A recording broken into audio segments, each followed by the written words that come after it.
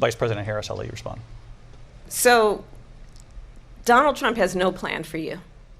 And when you look at his economic plan, it's all about tax breaks for the richest people.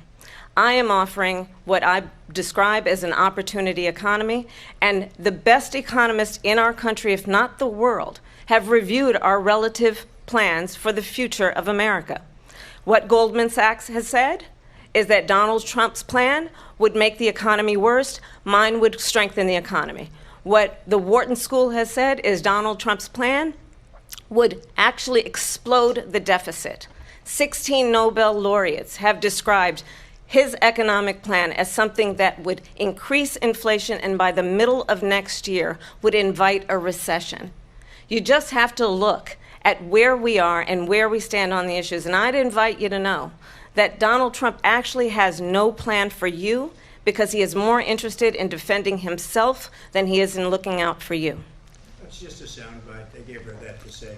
Look, I went to the Wharton School of Finance, and many of those professors, the top professors, think my plan is a brilliant plan. It's a great plan. It's a plan that's going to bring up our worth, our value as a country. It's going to make people want to be able to go and work and create jobs and create a lot of good, solid money for our country. And just to finish off, she doesn't have a plan. She copied Biden's plan, and it's like 4 sentences, like run, spot, run. 4 sentences that are just, oh, we'll try and lower taxes.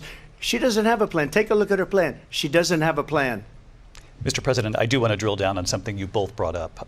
The Vice President brought up your tariffs. You responded, and let's drill down on this, because your plan is what she calls is essentially a national sales tax. Your proposal calls for tariffs, as you pointed out here, on foreign imports across the board. You recently said that you might double your plan, imposing tariffs up to 20% on goods coming into this country.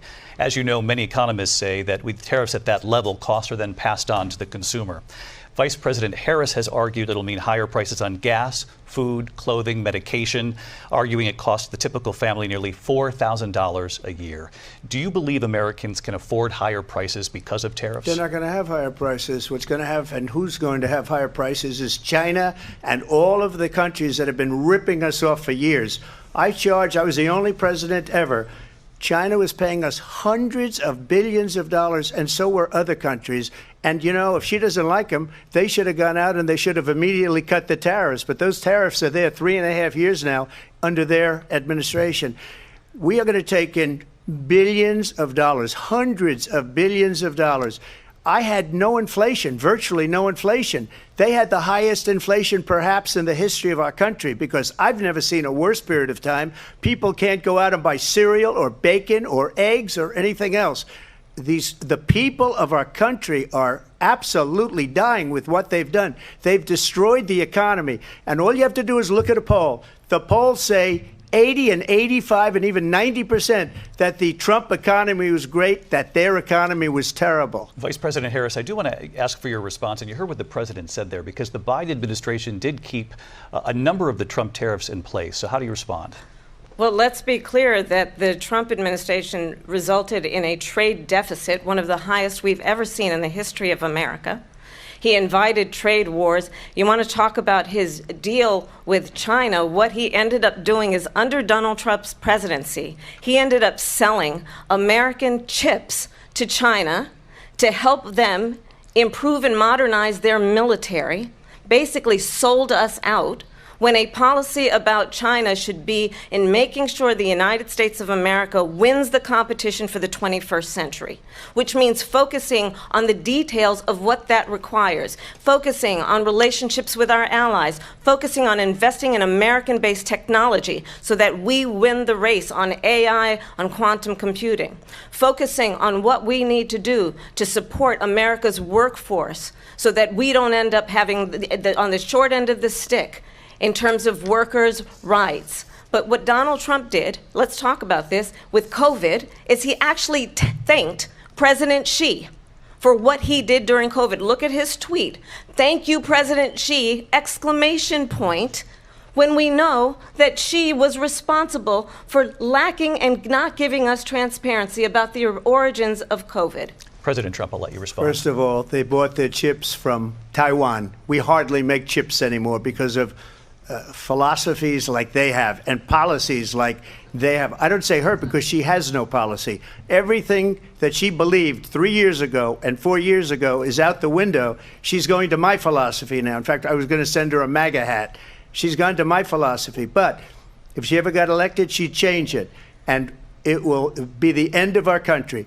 She's a Marxist. Everybody knows she's a Marxist. Her father's a Marxist professor in economics, and he taught her well.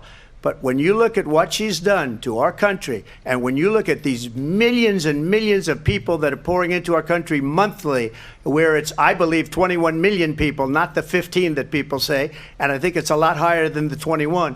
That's bigger than New York State pouring in. And just look at what they're doing to our country. They're criminals. Many of these people coming in are criminals. And that's bad for our economy, too. You know, you mentioned before, we'll talk about immigration later. Well, bad immigration is the worst thing that can happen to our economy. They have, and she has, destroyed our country with policy that's insane. Almost policy that you'd say they have to hate our country. President Trump, thank you. Lindsay? I want to turn to the issue of abortion. President Trump, you've often touted that you were able to kill Roe v. Wade. Last year, you said that you were proud to be the most pro-life president in American history.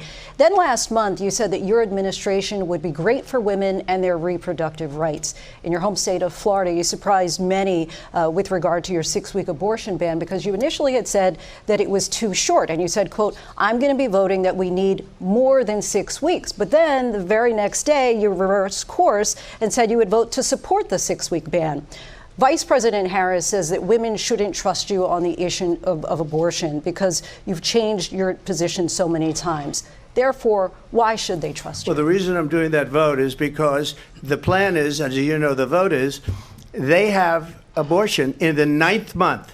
They even have, and you can look at the governor of West Virginia, the previous governor of West Virginia, not the current governor, who's doing an excellent job, but the governor before, he said the baby will be born and we will decide what to do with the baby. In other words, we'll execute the baby. And that's why I did that, because that predominates, because they're radical. The Democrats are radical in that. And her vice presidential pick, which I think was a horrible pick, by the way, for our country, because he is really out of it. But her vice presidential pick says abortion in the 9th month is absolutely fine. He also says execution after birth. It's execution, no longer abortion, because the baby is born, is okay.